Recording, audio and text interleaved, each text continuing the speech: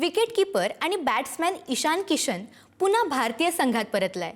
World कपसाठी जाहीर झालेल्या टीममध्ये वन डे आणि टेस्ट क्रिकेटचा कॅप्टन शुभमन गिलला स्थान मिळालं नाहीये। ईशान किशननं मात्र स्थानिक क्रिकेटमध्ये जबरदस्त कामगिरी करत संघात स्थान मिळवलंय। बघूयात। ईशान किशननं सय्यद मुश्ताक अली स्पर्धेत कप्तानी खेळी करत झारखंडला विजेतेपद मिळवून दिलं।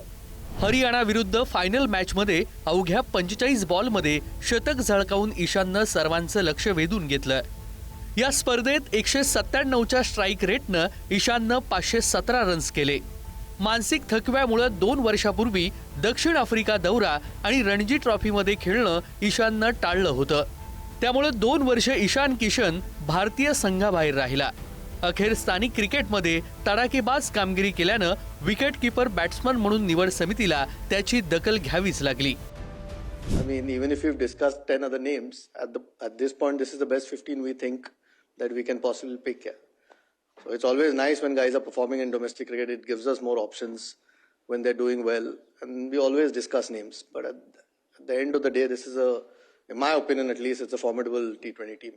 Rinku Singh has come in, Ishan has come in. So whoever gets an opportunity, whoever starts, obviously they'll get a long run. We won't be changing too much because that will be our best playing 11 which will be taking on the field for the first T20 World Cup game. दुसरीकडे खरा form असलेल्या उपकॅप्टन शुभमन गिलला मात्र संघातून वगळण्यात आलं। गेल्या world cup प्रमाणे या T20 वर्ल्ड कप मध्ये देखील त्याची संधी हुकली। उपकर्णधार म्हणून गिलची जागा अक्षर पटेलनं घेतली।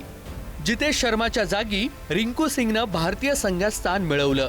याशिवाय कॅप्टन सूर्यकुमार यादव, अभिषेक शर्मा, तिलक वर्मा, हार्दिक पंड्या, शिवम दुबे, कुलदीप यादव, जसप्रीत बुमराह, हर्षदीप सिंग, हर्षित राणा, विकेटकीपर संजू सॅमसन, वॉशिंग्टन सुंदर, वरुण चक्रवर्ती यांनी संघात स्थान कायम राखलं। IPL मुळे T20 सामन्यांसाठी टीम इंडिया स्थान मिळवण्यासाठी तीव्र स्पर्धा आहे।